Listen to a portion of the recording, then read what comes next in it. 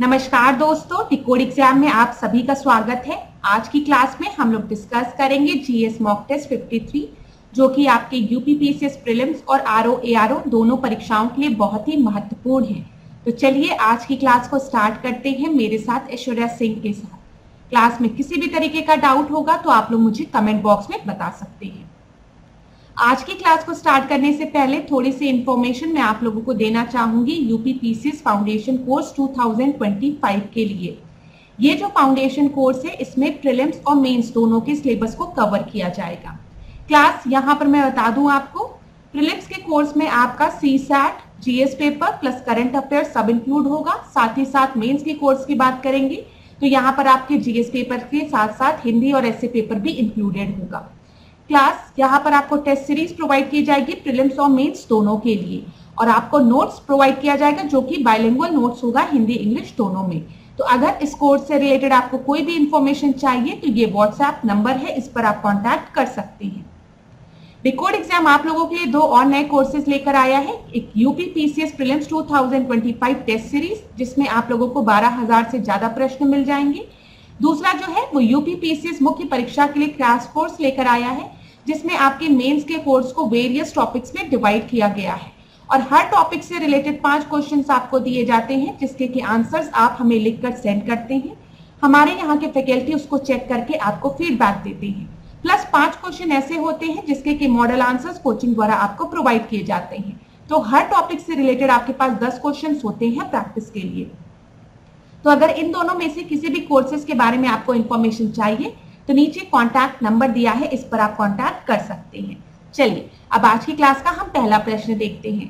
Class मैंने आपसे पहले भी कहा है कि इधर कुछ दिन बस आपकी जो क्लासेस हैं वो आपकी स्मार्ट बोर्ड पर नहीं हो पा रही हैं कुछ कारणों की वजह से, लेकिन आने वाली क्लासेस जो होंगी वो स्मार्ट बोर्ड पर ही होंगी। तब तक हम क्या करेंगे, इन क्लासेस का बेनिफिट उठाएंगे और ज्योग्राफी के मैक्सिमम क्वेश्चंस को कवर कर लेंगे ताकि आपकी क्लास भी कहीं ब्लर ना हो और मैप भी आपको बहुत अच्छे से विजिबल हो।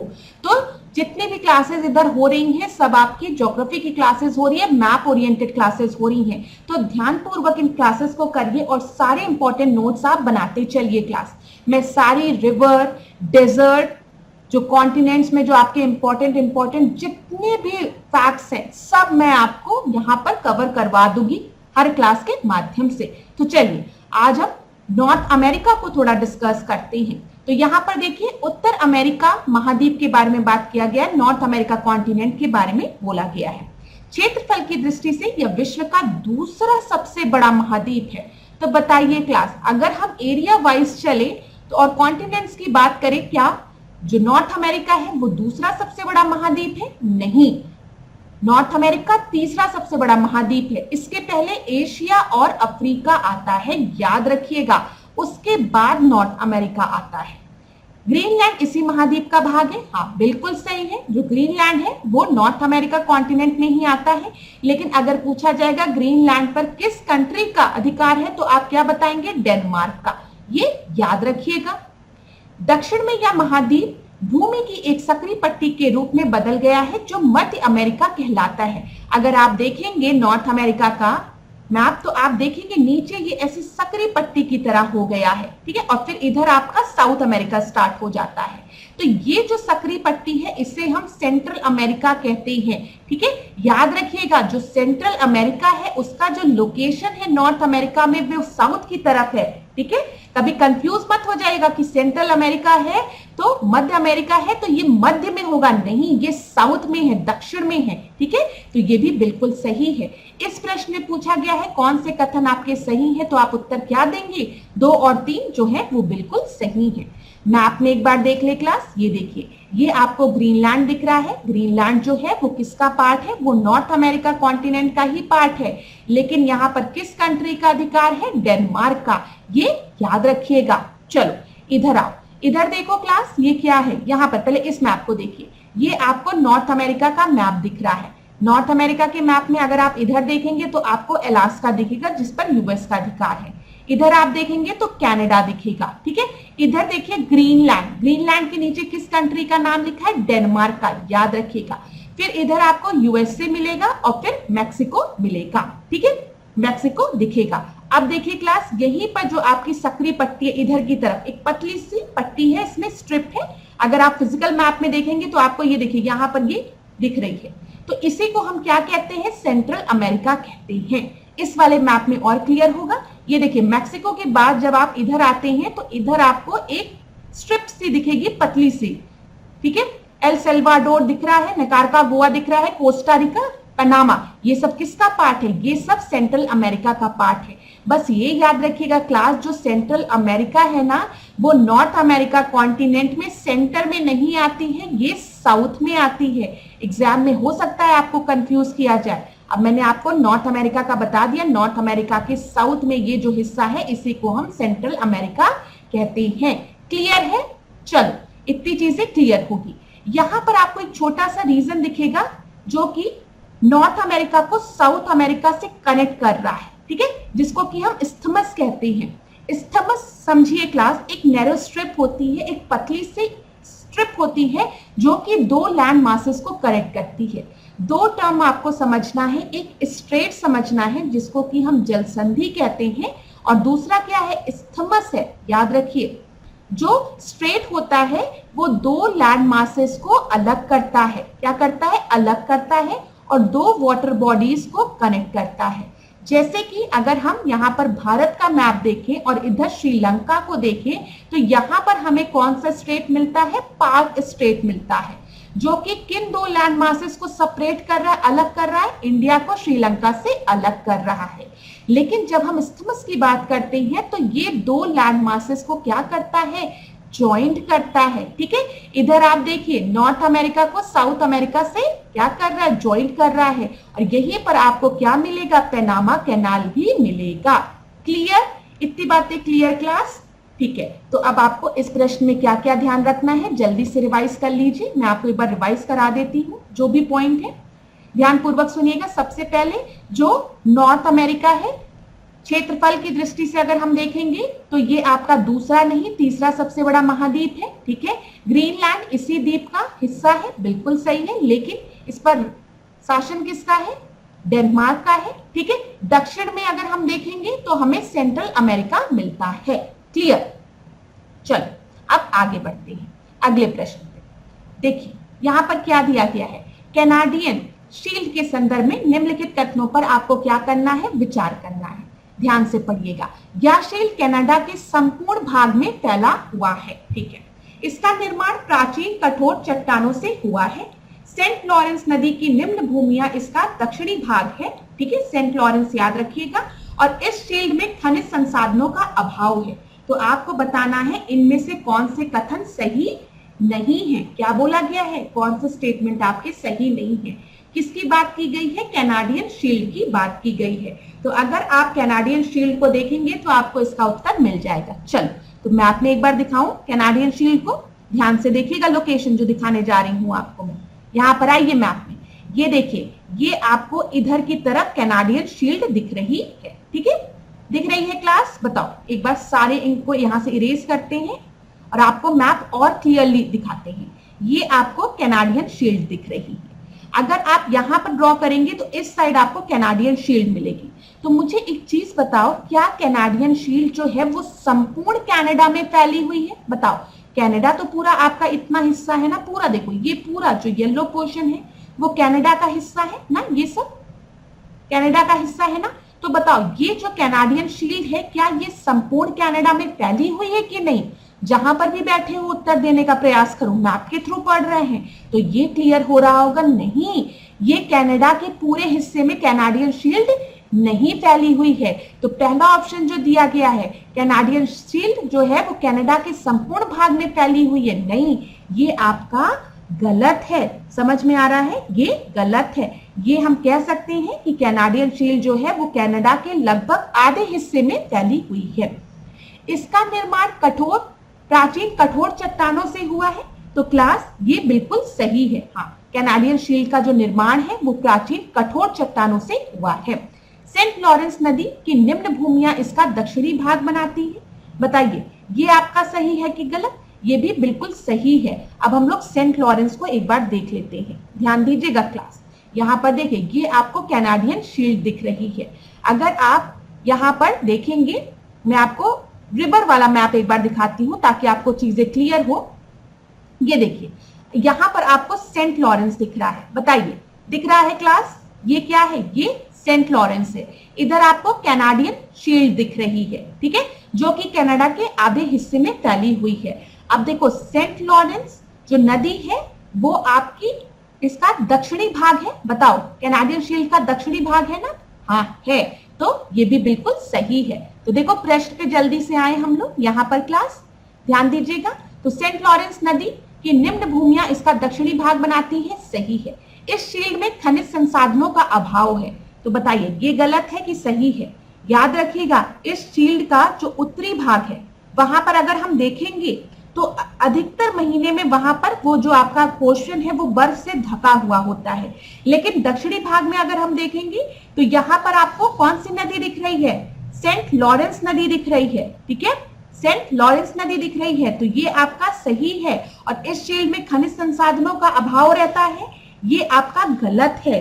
क्यों गलत है बताइए, क्यों गलत है? अगर हम देखेंगे यहाँ पर आपको अभाव नहीं रहता है, ये याद रखिएगा, ठीक है, यहाँ पर अभाव नहीं रहता है। ये स्टेटमेंट जो पूरा आपका दिया गया है ये गलत है। और इस प्रश्न में क्या बोला गया है, कौन सा स्टेटमेंट आपका सही है? तो केवल कौन सा सही नहीं है? तो केवल 1 और 4 सही नहीं है, 2 और 3 बिल्कुल सही है। ठीक है क्लास, एक बार रिवाइज करा दो जल्दी से, ध्यान दीजिएगा। सबसे पहली चीज क्या दी गई थी? जो कैनाडियन शील्ड है क्या वो पूरे कनाडा में फैली हुई है? तो आपने कहा नहीं मैम, गलत है। कैनाडियन शील्ड हम कह सकते हैं कनाडा के आधे हिस्से में फैली हुई है। मैंने कहा वेरी गुड। अब बताओ, कैनाडियन शील्ड के अगर हम साउथ में जाएंगे तो हमको कौन सी रिवर दिखेगी? तो आपने बोला सेंट लॉरेंस रिवर दिखेगी। मैंने कहा बहुत अच्छी बात है, आपको आता है। बताओ, इसका निर्माण प्राचीन कठोर चट्टानों से हुआ है? हाँ, इसका निर्माण प्राचीन कठोर चट्टानों से भी हुआ है। और याद रखिएगा, कैनाडियन शील्ड में खनिज संसाधनों का अभाव नहीं है। ये स्टेटमेंट आपका गलत है। चलो, तो 1 और 4 आपका गलत था। अगला प्रश्न हम देखें। निम्न में से ग्रेट लेक्सिस के अंतर्गत कौन सी झीलें आती है? आपने सुना होगा ग्रेट लेक्स के बारे में। तो ग्रेट लेक्स के में कौन कौन सी आपकी रिवर आती है? तो यहां पर आप हीरोज से याद कर सकते हो, ठीक है, बस यहां पर हीरोज में इसको एम कर लेना। तो यहां पर आपका आ जाएगा ह्यूरॉन, इरी, ठीक है, यहां पर देखेंगे मिशिगन, ठीक है, फिर ऑन्टेरियो और सुपीरियर। यहां पर हीरोज लिखना, लेकिन आर की जगह एम लिख लेना। आखिर हीरो तो आप ही है ना, मी हीरो, मैं हीरो, ठीक है, मैं हीरो करके ऐसे याद रख लेना। आर की जगह एम कर लेना, आपको ग्रेट लेक्सिस में जितनी भी झीलें आती है सब याद हो जाएंगे। तो चलो बताओ, सुपीरियर है, इरी है, ठीक है, मिशिगन है, विनिपेग नहीं है, ग्रेट बियर नहीं है। तो कौन कौन से इसमें है? 1 2 3, 1 2 3 आपका आंसर कहां है? ये है, ठीक है, 1 2 3। यहां पर क्या बोला गया के अंतर्गत कौन सा शामिल नहीं है? एक बार प्रश्न को ध्यान से देख लीजिए क्लास। यहां पर बोला गया कौन सा शामिल नहीं है। तो अब आंसर क्या हो जाएगा हमारा? बताओ, कौन सा शामिल नहीं है? तो ग्रेट बियर और विनिपेग शामिल नहीं है। बाकी जो आपके सुपीरियर, मिशिगन, इरी है वो शामिल है। एक बार आप लोग देख भी लीजिए ग्रेट लेक्सिस में। इधर आपको सुपीरियर दिख रहा है, इधर मिशिगन दिख रहा है, इधर ह्यूरॉन दिख रहा है, इधर लेक इरी दिख रहा है, इधर ऑन्टेरियो दिख रहा है। यहाँ पर क्लास ग्रेट सुपीरियर लेक और इधर मिशिगन, ह्यूरॉन, लेक इरी और ऑन्टेरियो से एक क्वेश्चन और पूछा जाता है, वो ये है कि कौन सा ऐसा लेक है जो कि आपका एंटायरली अगर हम देखें वो कनाडा में लाई करता है, वो एंटायरली कनाडा में लाई करता है। तो बताइए उसका आंसर क्या होगा? लेक मिशिगन होगा। यहां पर मैं आपको दिखा देती हूं, इधर देखिए आप, ये जो है वो एंटायरली आपका कहां पर है? यहां पर देखिए, यहां पर ध्यान से देखिएगा, वो एंटायरली आपका कनाडा में नहीं, सॉरी यूएसए में है, ठीक है, यूएसए में। जहां पर मैं आपको क्लियर करती हूं ताकि चीजें आपको और अच्छे से दिखे। यहां पर आपको लेक्स दिख रहे होंगे, ये देखिए, ऐसे ऐसे ऐसे ऐसे, ठीक है। यहां पर जो आपके और लेक हैं वो कनाडा और यूएसए की बाउंड्री बनाते हैं, ठीक है। लेकिन जो लेक मिशिगन है ना, वो एंटायरली यूएसए में लाई करता है। इस मैप में एक बार देख लीजिए आप, ये जो है ये क्या है बताइए? ये जो हिस्सा है ये आपका हो गया कनाडा का हिस्सा, ठीक है। और इधर आपको यूएसए का हिस्सा दिखेगा, ठीक है। कनाडा और यूएसए के बीच में बाउंड्री का निर्माण कर रहे हैं सुपीरियर, यूरोन, इरी और ओंटारियो, लेकिन जो मिशिगन है वो पूरी तरीके से किस में लाई करती है, यूएसए में लाई करती है। अभी थोड़ी देर पहले गलती से मैंने कनाडा बोल दिया, उसको सही कर लेना। लेक मिशिगन जो है वो एंटायरली किस कंट्री में है, वो यूएसए में है, लेकिन लेक सुपीरियर, यूरोन, इरी और ओंटारियो ये जो है वो बाउंड्री का निर्माण कर रहे हैं कनाडा और यूएसए के मध्य। मतलब lake superior, lake यूरोन, lake eri और लेक ओंटारियो जो है वो अपनी बाउंड्री शेयर कर रहे हैं कनाडा के साथ भी और यूएसए के साथ भी। चलो इतना याद हो गया होगा। अब अगला प्रश्न देखते हैं क्या दिया गया है। विश्व प्रसिद्ध नियाग्रा जलप्रपात स्थित है, तो बताइए नियाग्रा जलप्रपात की बात किया गया वाटरफॉल की, ये किसके किसके मध्य है, सुपीरियर और मिशिगन के मध्य नहीं, विनिपेग सुपीरियर के मध्य नहीं, ग्रेट बियर और विनिपेग के मध्य नहीं, लेक इरी और लेक ओंटारियो के बीच में है। ये याद रखिएगा, नियाग्रा जलप्रपात जो है वो इरी और ओंटारियो झील के मध्य में स्थित है, ठीक है। और यूएसए और कनाडा दोनों के लिए ये बहुत महत्वपूर्ण रोल भी प्ले करती है, दोनों को पानी प्रोवाइड करती है, ठीक है। और आपको पता है इरी और ओंटारियो जो है वो एक बाउंड्री का निर्माण कर रहे हैं यूएसए और कनाडा के मध्य। चलो अगला देखिए हम लोग, उत्तर अमेरिका महाद्वीप में स्थित एप्लेशियन पर्वतों के संदर्भ में निम्नलिखित कथनों पर आपको विचार करना है। अभी मैं आपको एप्लेशियन पर्वत दिखा भी दूंगी। पहला क्या दिया गया है, यह इस महाद्वीप के दक्षिणी पश्चिमी भाग में स्थित है, ठीक है। दूसरा दिया गया हडसन नदी इस पर्वत से होकर बहती है। तो आपको बताना है कौन सा कथन सही है। क्लास इस पर ध्यान जरूर दिया करिए कि पूछा गया है सही है कि गलत है, तो यहां पर सही पूछा गया है। तो चलो बताओ, अगर हम देखें एप्लेशियन पर्वत, तो ये क्या नॉर्थ अमेरिका के दक्षिणी पश्चिमी भाग में है।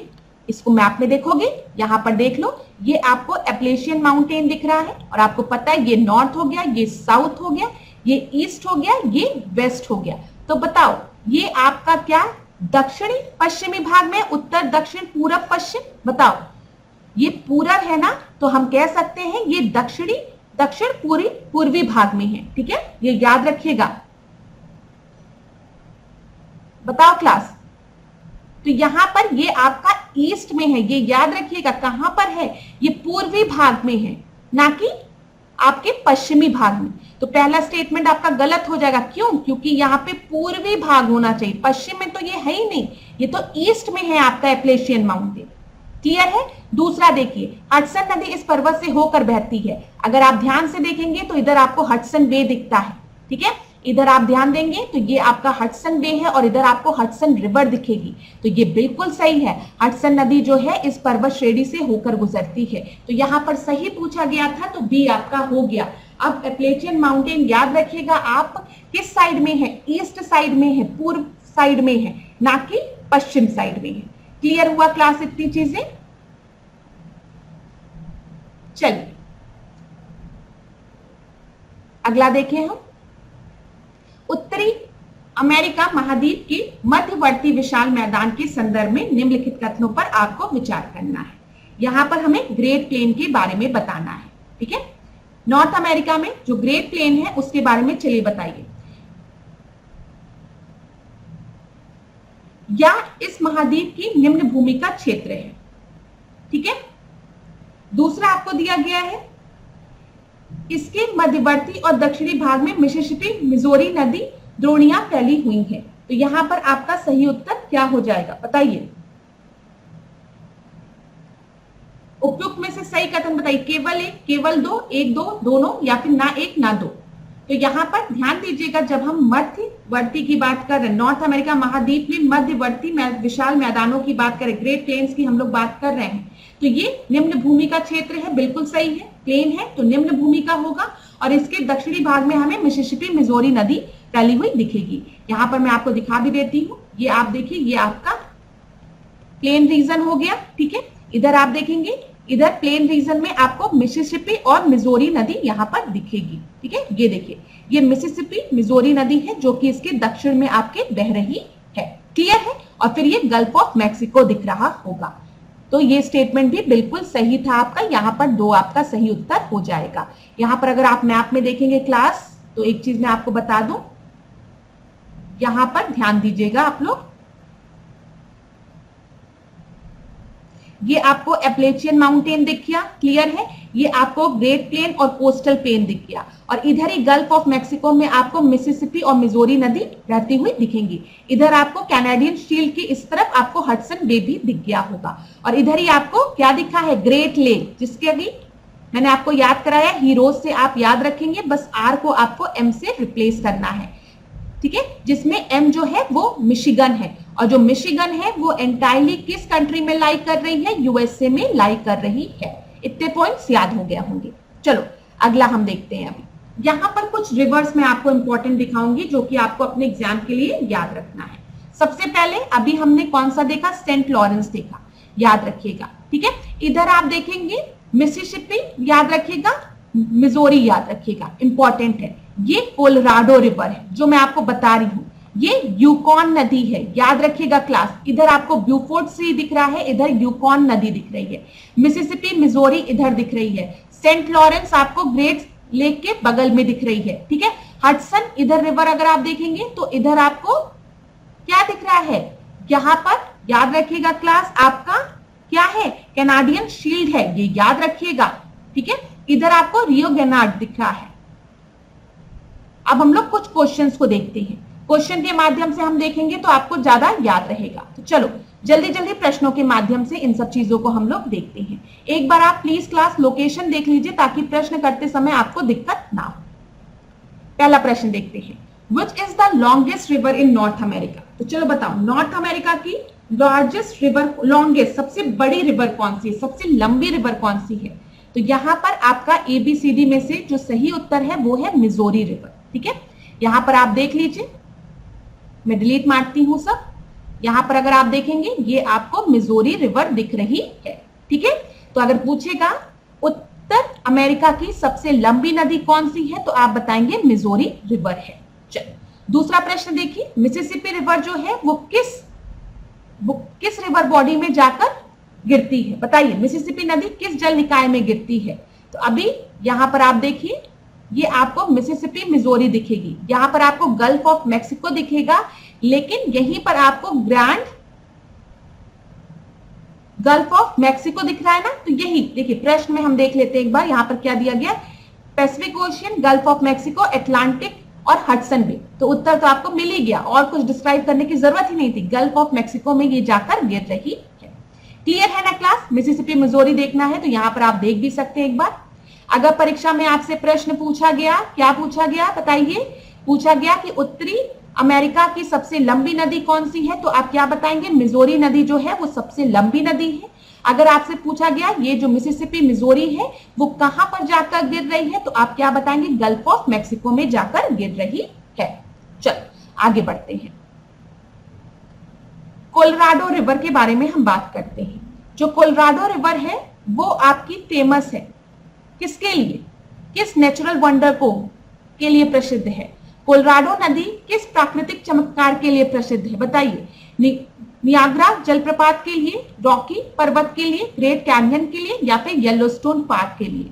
तो यहां पर याद रखिएगा जो ग्रेट कैनियन है वो आपका कोलोराडो रिवर पर है, ठीक है। कोलोराडो रिवर देखना चाहोगे कहां पर है एक बार, तो ये आपको कोलोराडो रिवर दिख रहा है, और यहीं पर आपका ग्रेट कैनियन है, ये याद रखिएगा। क्लियर क्लास, चलो आगे बढ़ते हैं। दूसरा देखिए, which river forms a part of the border between the US and Mexico.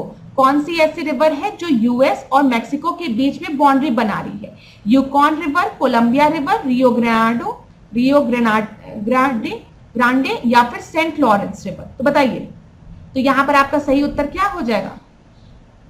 तो यहां पर आप देख लीजिए एक बार, यहां पर अगर आप ध्यान से देखेंगे, मैप देखना बहुत जरूरी है, जो भी पॉइंट्स बता रही हूं, तो यहां पर आपको रियो ग्रांडे रिवर दिखेगी। ये रियो ग्रांडे रिवर जो है वो आपकी बाउंड्री बना रही है मैक्सिको और यूएसए के मध्य। तो इस प्रश्न का आंसर क्या हो जाएगा, रियो ग्रांडे रिवर। क्लियर है क्लास, बताओ कुछ रिवर्स याद हो रही है आपको। अगर आपसे पूछा गया मिसिसिपी रिवर जो है उसके बारे में, तो आप बताएंगे सबसे लॉन्गेस्ट रिवर है, सबसे बड़ी रिवर है। अब पूछा गया मिसिसिपी और मिजोरी किस में जाकर गिरती है, तो आप क्या बताएंगे, गल्फ ऑफ मैक्सिको के में गिरती है। ठीक है, अगर आपसे पूछा गया जो ग्रेट कैनियन है वो किस रिवर पर है, तो आप क्या बताएंगे, कोलोराडो रिवर पे। ये आपको कोलोराडो रिवर दिख रहा है। ठीक है, अगर आपसे पूछा गया कौन सा रिवर जो है वो आपकी बाउंड्री फॉर्म कर रहा है यूएस और मैक्सिको के बीच में, तो आप बताएंगे रियो ग्रांडे रिवर जो है वो बाउंड्री फॉर्म कर रहा है। चलो अगला देखें, Saint Lawrence river connect the great lake to which ocean. तो बताइए, अभी थोड़ी देर पहले हमने सेंट लॉरेंस रिवर को देखा है, एक बार और अभी पिक्चर में देखेंगे। पहले बताइए ये ग्रेट लेक को किससे कनेक्ट करता है, आर्कटिक, अटलांटिक, पैसिफिक या फिर सदर्न ओशियन से। तो अगर आपको नहीं भी आता है और आपको पता है क्लास ये नॉर्थ अमेरिका है, ध्यान दीजिएगा, और नॉर्थ अमेरिका में आपको पता है इधर की तरफ हम देखते हैं पैसिफिक ओशियन है, इधर की तरफ कौन सा ओशियन है, अटलांटिक ओशियन है, और ग्रेट स्लेव किधर है, यहां पर है। ठीक है, ग्रेट स्लेव्स को याद करने के लिए हीरोज याद रखिएगा, जिसमें आर को मैम बार बार किससे रिप्लेस करें, एम से। एम से क्यों रिप्लेस करें, क्योंकि एम जो है वो मिशिगन जो है वो पूरी तरीके से यूएसए के में है, और सब यूरोन, इरी, ओंटेरियो, सुपीरियर जो है वो बाउंड्री फॉर्म कर रही है कनाडा और यूएसए के मध्य। ठीक है, तो यहां पर आपको कौन सी रिवर दिख रही है, बताओ, सेंट लॉरेंस रिवर भी दिख रही है। तो मुझे बता दो, Saint Lawrence river Great Slave को कहां पर आपके किस ओशियन से कनेक्ट कर रही है, तो कौन सा ओशियन इधर है, अटलांटिक ओशियन इधर है। तो अगर आपको थोड़ा सा भी लोकेशन का अंदाजा है तो आप आराम से कर सकते हैं कि अगर हम नॉर्थ अमेरिका के ईस्ट में जाएंगे, किधर ईस्ट में जाएंगे, तब हमको अटलांटिक ओशियन दिखेगा, अगर हम वेस्ट में जाएंगे तो हमें पैसिफिक ओशियन दिखेगा। और अगर हम देखें तो नॉर्थ अमेरिका के ईस्ट में ग्रेट स्लेव है, सेंट लॉरेंस है, तो इसका मतलब वो अटलांटिक ओशियन से कनेक्ट कर रही होगी। ठीक है, चलो आगे बढ़े। अगला देखो, मैकेंजी रिवर जो है वो किस कंट्री में आपके लोकेटेड है, जल्दी से बताओ, मैक्सिको में, कनाडा में, यूएसए में या फिर ग्रीनलैंड में। तो याद रखिएगा जो मैकेंजी रिवर है वो आपकी लोकेटेड है कनाडा में। कहां पर लोकेटेड है, कनाडा में लोकेटेड है।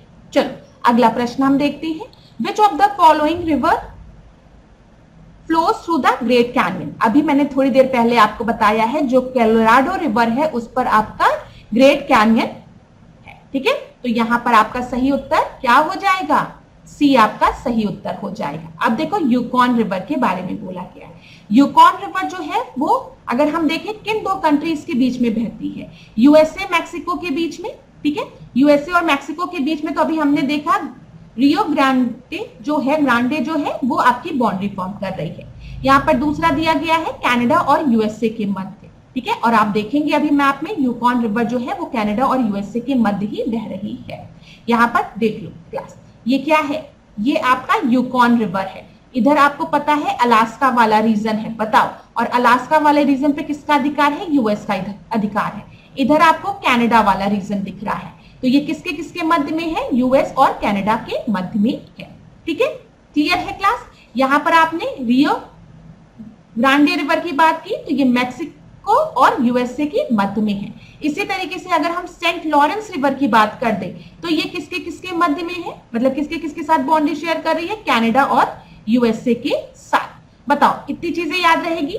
तो अगर परीक्षा में आपसे कनाडा प्लस यूएसए के बारे में पूछा गया और बोला गया इनकी बाउंड्री पे कौन कौन सी रिवर है, तो आप एक यूकॉन के बारे में बता देंगे। लेकिन याद रखिएगा यूएसए का जो अलास्का वाला रीजन है वो आपका यूकॉन रिवर में आता है। ठीक है, और दूसरी रिवर आप बताएंगे सेंट लॉरेंस। ठीक है, सेंट लॉरेंस के बारे में आप क्या बताएंगे कि इधर ही हम देखते हैं कि हमारा जो ग्रेट लेक्स हैं वो भी इधर ही है। ठीक है, ये याद रखिएगा। ठीक है, और रियो ग्रांडे के बारे में बात करेंगे तो ये मैक्सिको और यूएसए के मध्य में है। चीजें याद हो रही होगी क्लास।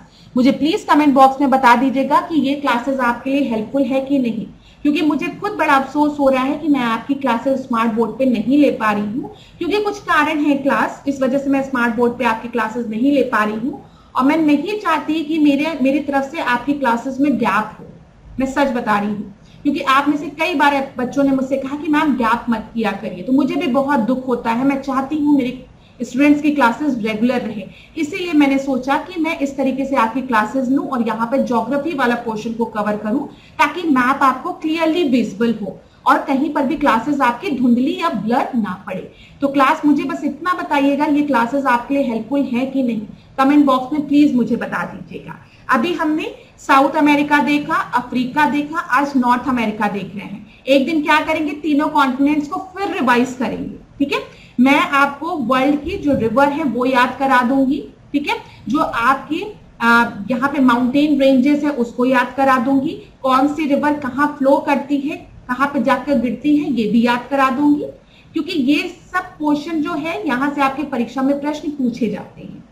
तो हम इसको 5-6 बार जब रिवाइज कर लेंगे तो आपके दिमाग में फैक्ट्स खुद ही क्या होंगे, बैठना शुरू हो जाएंगे। चलो अब और देखते हैं। Which river is a major waterway for transportation in eastern Canada?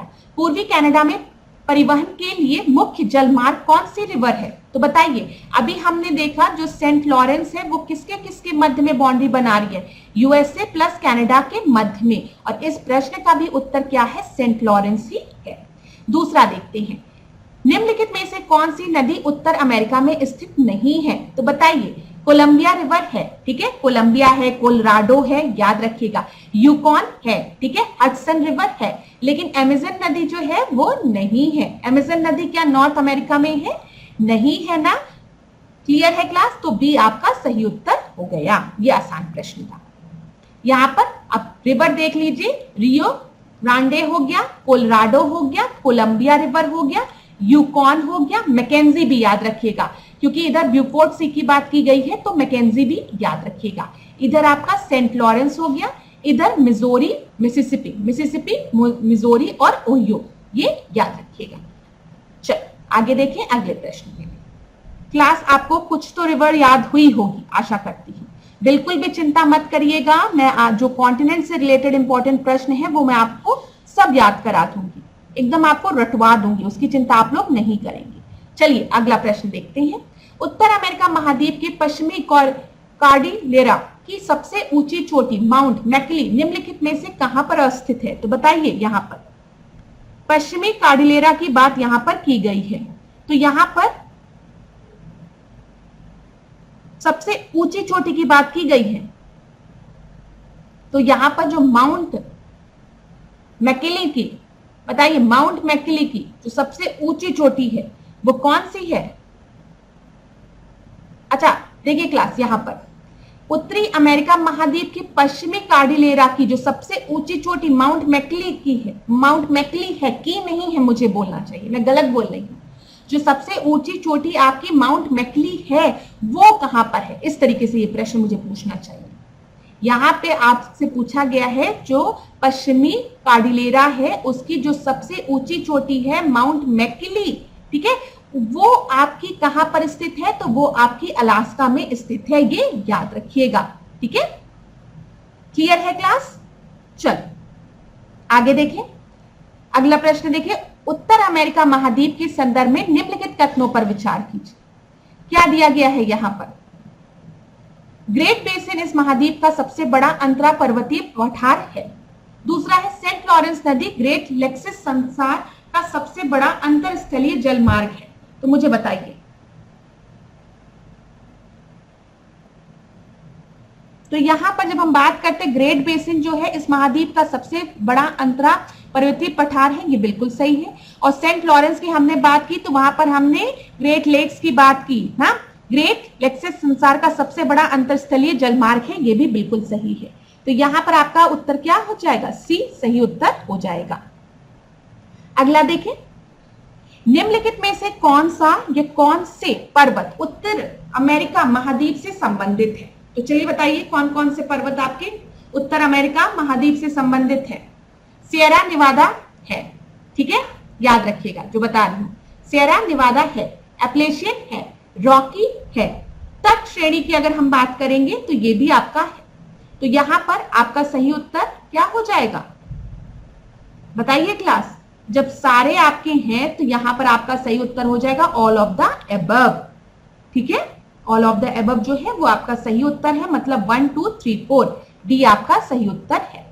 यहां पर एक बार क्लास में आप लोगों को दिखाना चाहूंगी सारे पॉइंट्स ताकि क्लियर हो जाए। थोड़ा सा टाइम दीजिए, बस मैं अपनी स्लाइड्स को आगे पीछे कर लूं ताकि आपको क्लियर हो जाए क्लास। यहाँ पर ध्यान दीजिएगा, क्विक रिवीजन कराऊंगी। यहां पर हम लोग डिलीट करते हैं। देखिए ये आपको एपलेशियन माउंटेन दिख रहा है, बोलो दिख रहा है। इधर आपको कोस्टल प्लेन दिख रहा है, इधर ग्रेट प्लेन दिख रहा है। इधर आप आएंगे तो यहां पर आपको रॉकी माउंटेन दिखेगा। क्या दिखेगा? Rocky mountain. इधर सेरा निवादा, परीक्षा में कई बार पूछा गया है सेरा निवादा के बारे में, याद रखिएगा। ठीक है, इधर सेरा माड्रेस आपको दिखेगा। ये देखिए इधर अगर आप देखेंगे तो अलास्का रेंज आपको दिखेगा। ठीक है, गल्फ ऑफ अलास्का और अलास्का रेंज। इधर आपको क्या दिखेगा? कोस्ट रेंज दिखेगा। तो दिखा आपको रॉकी माउंटेन दिखा, एपलेशियन माउंटेन दिखा, सेरा नेवादा दिखा, ठीक है, सेरा मैड्रेस दिखा, कोस्टल प्लेन दिखा, ग्रेट प्लेन दिखा, इधर कैनाडियन शील्ड दिखा जहां पर हडसन बे है, इधर आपका एपलेशियन माउंटेन और कैनाडियन शील्ड के बीच में ग्रेट स्लेव लेक्स है।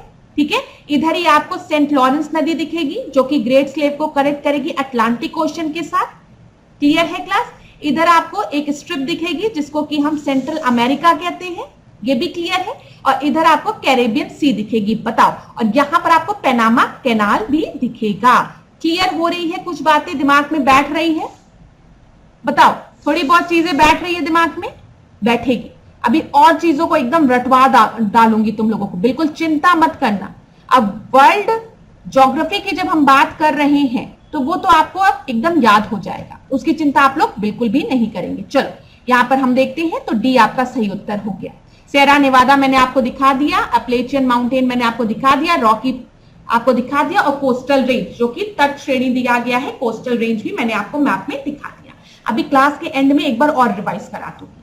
अगला देखो क्या दिया गया है आपको प्रश्न में। यहां जलवायु बहुत ठंडी और कठोर है। ठीक है, यहां शीत ऋतु लंबी होती है तथा 8 से 9 माह तक बर्फ जमी रहती है। यह स्थानीय तुषार भूमि का क्षेत्र है, अर्थात यहाँ की अवमृदा सदैव जमी रहती है। उत्तर अमेरिका महाद्वीप की जलवायु के संदर्भ में उपयुक्त विशेषताएं महाद्वीप के किस भाग से संबंधित है? तो ये आपका संबंधित है टुंड्रा रीजन। याद रखिएगा क्लास, जो टुंड्रा रीजन है ना, वहां पर बहुत ठंड पड़ती है। अगर हम देखेंगे वहां का जो लैंड है, जो जमीन है ना, वो ज्यादातर समय बर्फ से ढका रहता है, इतनी ठंडक पड़ती है। समझ में आ रहा है?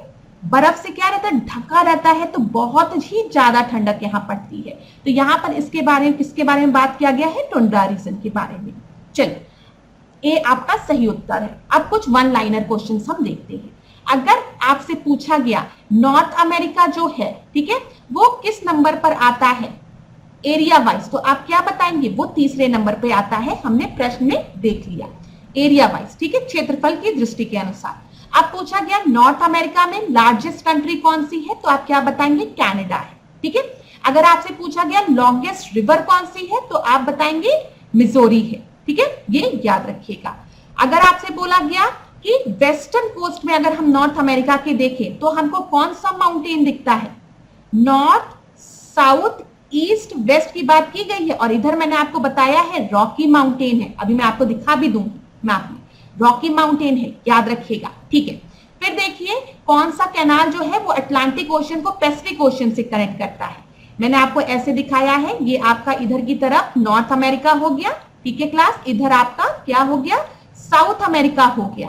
ठीक है, इधर पैसिफिक ओशियन है। ड्राइंग थोड़ी सी गंदी बन रही है, अभी मैप में दिखा दूंगी। इधर आपका अटलांटिक ओशियन है ना? तो इधर आपका कौन सा कैनाल था? पैनामा कैनाल था, याद रखिएगा। कनाडा की कैपिटल क्या है? ओटावा है, याद रहेगा। अमेरिका की कौन सी आपकी सिटी है जो कि हॉलीवुड के लिए फेमस है? तो लॉस एंजलिस, ये तो सबको पता होगा। अगर हम देखें ग्रेट लेक्स के बारे में, तो ग्रेट लेक्स में सबसे ज्यादा एरिया किसका है? लेक सुपीरियर का है। ठीक है, अगर हम देखें most popular city north America में कौन सी है, तो वो मैक्सिको सिटी है। नॉर्थ अमेरिका में कॉर्न बेल्ट हम किस रीजन को कहते हैं? तो मिड वेस्टर्न यूनाइटेड स्टेट वाले रीजन को। ठीक है, अगर हम देखें सदर्न वेस्ट में, यूएस में, यूनाइटेड स्टेट में कौन सा डेजर्ट आपका है? तो मोजावे रेगिस्तान है, ये याद रखिएगा। अभी मैप में मैं आपको दिखा देती हूँ। अगर परीक्षा में पूछे कि जो मोजावे डेजर्ट है वो यूनाइटेड स्टेट में नॉर्थ वेस्टर्न रीजन में है, तो आप क्या कहेंगे? नहीं, ये है आपका साउथ वेस्टर्न रीजन में लोकेटेड है। तो देख लीजिए, लार्जेस्ट कंट्री कनाडा हो गया, लॉन्गेस्ट रिवर मिजोरी रिवर हो गया, वेस्टर्न माउंटेन रेंज रॉकी हो गया, कैनाल अटलांटिक और पैसिफिक को कनेक्ट कर रहा है Panama canal, capital of Canada Ottawa हो गया, ठीक है। फिर सदर्न वेस्टर्न यूएसए डेजर्ट मोजावी हो गया, ठीक है। हॉलीवुड सिटी लॉस एंजलिस हो गया, लार्जेस्ट ग्रेट लेक सुपीरियर हो गया, मोस्ट पॉपुलर सिटी मैक्सिको हो गया, reason called convent mist western USA हो गया। इतनी चीजें क्लियर हुई क्लास? एक बार रिवीजन करा दूं जल्दी से। चलो जल्दी से रिवीजन कर लो। मैप खोलते हैं यहां पर ताकि मेरे स्टूडेंट्स को सारे पॉइंट्स जल्दी से रिवाइज हो जाए। ध्यान दीजिए, इसको क्लीन करते हैं, जल्दी से आप लोगों को रिवाइज कराते हैं। एक जगह जहां पर भी आप लोग नोट्स लेकर बैठे हैं उसको ध्यान से रखिएगा, यहां पर ध्यान दीजिएगा क्लास, इन सारे पॉइंट्स को। सबसे पहले जब हम नॉर्थ अमेरिका का मैप देखेंगे, समझिए आप जब नॉर्थ अमेरिका के मैप को पढ़ने बैठे तो आपने सबसे पहले ओशियंस को देखा। देखिए इधर आपको पैसिफिक ओशियन मिलेगा, इधर अटलांटिक ओशियन मिलेगा, ठीक है, याद रहेगा? जल्दी बताओ। Very good. अब एक दो चीजें और देखिए, इधर आपको हडसन बे दिख रहा है, क्या दिख रहा है? हडसन बे, ठीक है। इधर आपको बैफिन बे दिखेगा, क्या दिखेगा? ग्रीनलैंड के नीचे बैफिन बे। मैंने आपको बताया है ग्रीनलैंड जो है वो नॉर्थ अमेरिका के मैप में आता है, लेकिन इस पर अधिकार किसका है? डेनमार्क का है। तो ग्रीनलैंड के नीचे बैफिन है, बैफिन बे है, ठीक है। हडसन बे इधर आपको दिख रहा है, इधर आपको गल्फ ऑफ मैक्सिको दिखेगा। गल्फ ऑफ मैक्सिको में मैंने आपको बताया है मिसिसिपी मिजोरी रिवर जो है वो गल्फ ऑफ मैक्सिको में आकर गिर रही है, ठीक है। इधर आपको अलास्का रीजन दिखेगा, दिख रहा है? चलो इतनी चीजें क्लियर। अब देखो अलास्का के बाद इधर कनाडा दिखेगा, ठीक है। अलास्का और कनाडा के मध्य में यहां पर कौन सी रिवर दिखेगी? Yukon river. कौन सी? यूकॉन, जो कि बाउंड्री बना रही है। इधर आपको क्या दिख रहा है? ग्रेट स्लेव लेक दिख रहे हैं, ठीक है, जिसमें मैंने आपको बताया आप कैसे याद करेंगे? हीरोज से याद करेंगे, लेकिन आर को रिप्लेस कर देंगे एम से। एम मतलब मिशिगन। मिशिगन जो है वो पूरी तरीके से यूएसए में लाई करती है। यूरॉन, इरी, ओंटेरियो और सुपीरियर जो है वो बाउंड्री फॉर्म कर रहा है कनाडा और यूएसए के मध्य। क्लियर है क्लास? ठीक है। यहाँ पे रियो ग्रांडे रिवर है, ठीक है, जो कि किसके किसके मध्य बाउंड्री फॉर्म कर रही है? मैक्सिको और यूएसए के मध्य। इधर आप ग्रेट स्लेव के बगल में एक रिवर देखेंगे तो आपको कौन सा मिलेगा? सेंट लॉरेंस रिवर, याद रखिएगा, जो कि ग्रेट स्लेव को किससे कनेक्ट कर रही है? अटलांटिक ओशन से कनेक्ट कर रही है। इतनी चीजें क्लियर। अब यहाँ पर क्लास ध्यान दीजिएगा, एप्लेचियन माउंटेन परीक्षा में कई बार पूछा गया है, हो सकता है पेपर में इसको डिफिकल्ट बनाने के लिए आपको दे दे कि जो एप्लेचियन माउंटेन है वो वेस्ट में है, तो आप बताएंगे नहीं, एप्लेचियन माउंटेन हमें ईस्ट में दिखता है। रॉकी माउंटेन को अगर हम देखेंगे तो ये इधर आपका वेस्ट में है। तो अगर ईस्ट की हम बात करेंगे तो ईस्ट में हमें कौन सी माउंटेन रेंज दिखेगी? एप्लेचियन माउंटेन। अगर हम वेस्ट में जाएंगे तो हमें रॉकी माउंटेन दिखेगी, ठीक है, क्लियर है। अलास्का रेंज इधर की तरफ है, ब्रुक रेंज अलास्का रेंज के ऊपर है, क्लियर है। यहाँ पर कैनाडियन शील्ड की अगर हम बात करेंगे तो कैनाडियन शील्ड और एप्लेचियन माउंटेन के मध्य में हमें ग्रेट स्लेव लेक मिलती है, और कैनाडियन शील्ड अपनी बाउंड्री किसके साथ शेयर कर रहा है? हडसन बे के साथ। ये भी इंपॉर्टेंट है क्लास, याद रखिएगा।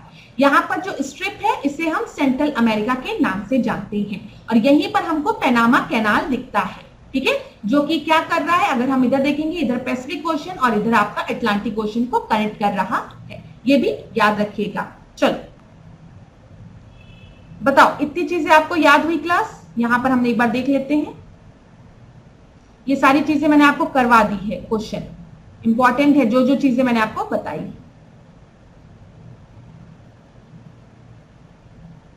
चलिए अब थोड़ा सा मैं आपको रिवाइज करा दूं अफ्रीका के महाद्वीप के बारे में। ये मैंने आपसे पहले भी डिस्कस किया है, लेकिन 2 मिनट में हम लोग फिर क्या करेंगे, इसको रिवाइज कराएंगे।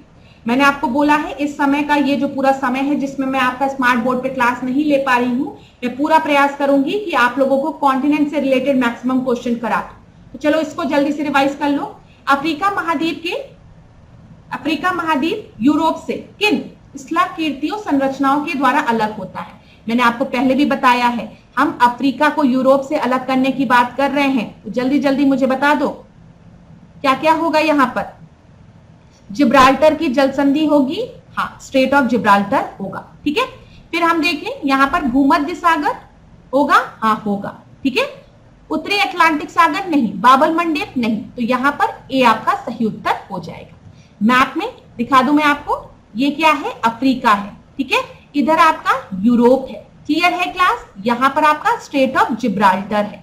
क्या है? स्ट्रेट ऑफ जिब्राल्टर है। क्लियर है? और यहाँ पर मेडिटेरेनियन सी है।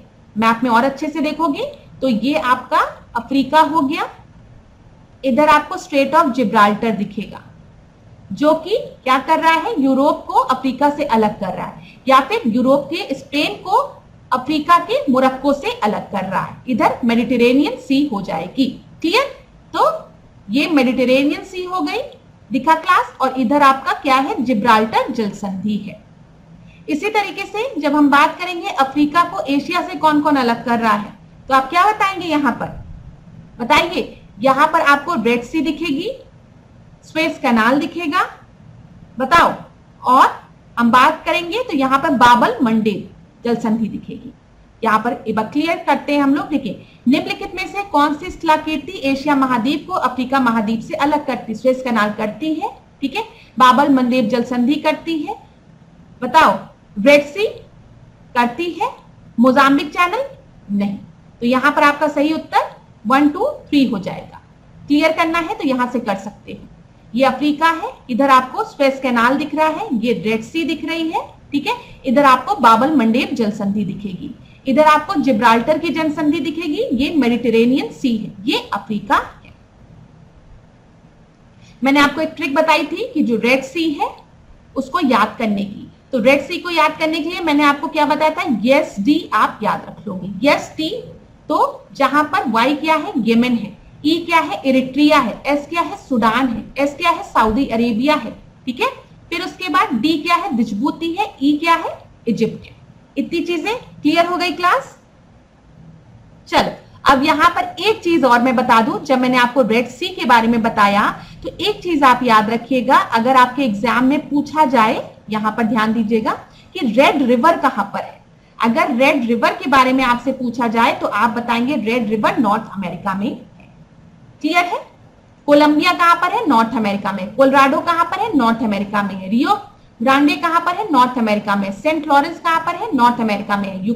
कौन कहां है, नॉर्थ अमेरिका में है। मिसिसिपी मिजोरी कहां है, नॉर्थ अमेरिका में है। मैकेंजी कहां है, नॉर्थ अमेरिका में है। ये सब याद रखिएगा, मैंने आपको रिवर्स के बारे में भी याद करा दिया आज। यहाँ पर सेंट लॉरेंस हो गया, मिसिसिपी मिजोरी हो गया, ठीक है, यहाँ पर रियो ग्रांडे हो गया, यहाँ पे कोलोराडो हो गया, कोलंबिया हो गया, यूकॉन हो गया, मैकेंजी हो गया। अच्छा, मैकेंजी की इधर आपको ब्यूफोर्ट रिवर दिखनी चाहिए, ठीक है, इधर हडसन बे याद रखिएगा। क्लियर है क्लास? बताओ, इतनी चीजें क्लियर? यहां पर मैंने आपको बताया है ग्रीनलैंड के नीचे आपको बैफिन बे भी याद रखना है। क्लियर? अब यहां पर एक चीज और मैं आपको बताऊंगी कैरेबियन सी के बारे में, क्योंकि कैरेबियन सी से भी रिलेटेड आपका प्रश्न पूछा जाता है। तो आप ध्यान से देखिए, कैरेबियन सी को अगर आप देख रहे होंगे तो यहां पर कैरेबियन सी नॉर्थ अमेरिका के ऊपर है और सेंट्रल अमेरिका वाले हिस्से को छू रही है। बताओ, दिख रही है, शेयर कर रही है बाउंड्री अपनी? ये देखो, कैरेबियन सी दिख रही है ना आपको क्लास?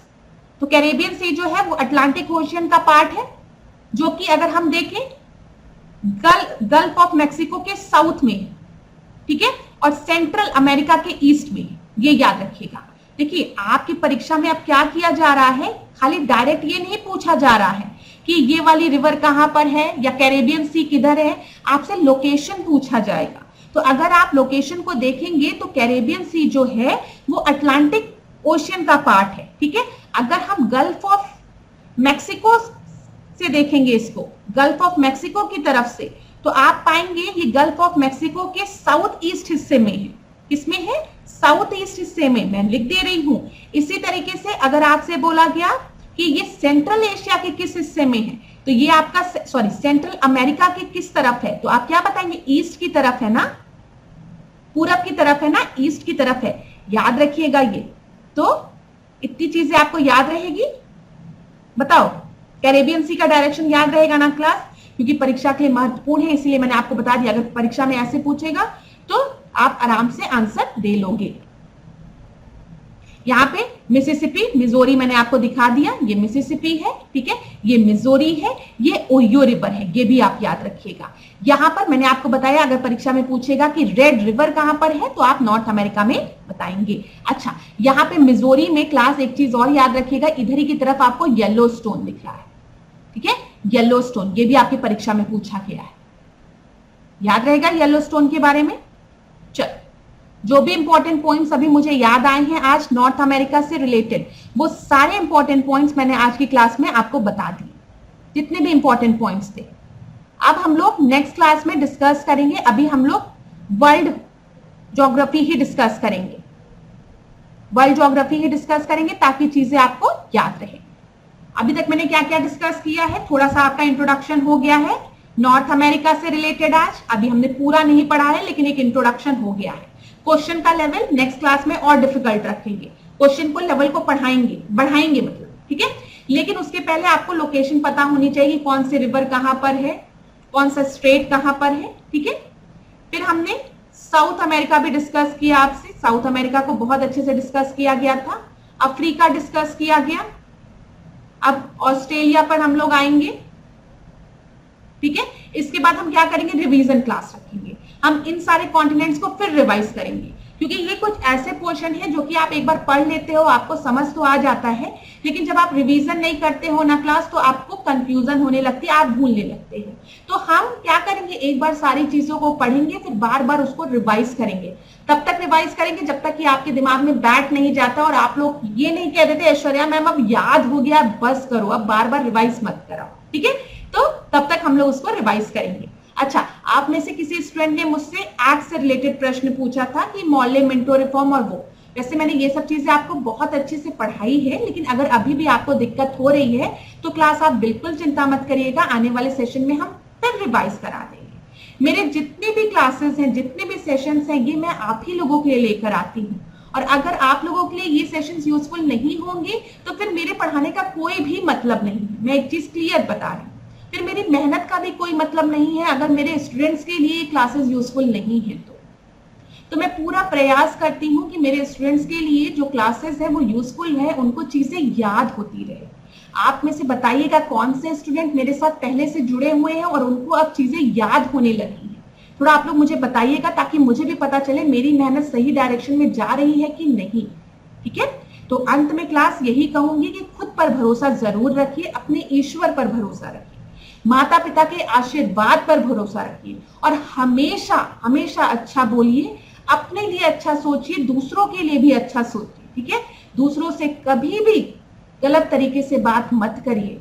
हम जीवन में अक्सर सोचते हैं कि जब हमें गुस्सा आया तो हम गुस्सा दूसरे पे उतार दें, उससे क्या होगा, उससे कुछ नहीं होगा, आपका मन भी अशांत होगा, दूसरों का मन भी अशांत होगा। और मैं आपको बताऊं, जब तक आपका मन शांत नहीं होगा तब तक आप पढ़ नहीं पाएंगे। तो अपने मन को शांत रखिए, अपने मन की सुनिए थोड़ा। आपको अगर एग्जाम क्वालिफाई करना है तो आपको खुद अंदर से आवाज आएगी कि मुझे पढ़ाई करनी है। मुझे या किसी और टीचर को ये बताने की आवश्यकता नहीं होगी कि आपको पढ़ने की आवश्यकता है इस एग्जाम को निकालने के लिए। आप सभी को पता है कि अगर आपको इस परीक्षा को क्वालिफाई करना है तो आपको परिश्रम करना पड़ेगा और रोज आपको पढ़ना पड़ेगा, अपनी कमियों को देखना पड़ेगा और उसको सुधारना पड़ेगा। सबसे बड़ी देखिए, जीवन में आपको किसी भी क्षेत्र में अगर सफल होना है क्लास, तो एक चीज याद रखिए, हम सब में कमी है, हम सब में कमी है। ऐश्वर्या मैम में भी कमी है, ऐश्वर्या मैम को भी कई बार बहुत सी चीजें नहीं आती है, लेकिन क्या इसका मतलब क्या मैं उन कमियों को दूर ना करूं? मुझे अपने स्टूडेंट्स को पढ़ाना है तो मैं कह दूं उनसे कि नहीं मुझे नहीं आता है, मैं आपको नहीं पढ़ा पाऊंगी, तो इससे क्या होगा? इससे मुझे आगे जीवन में सफलता नहीं मिलेगी।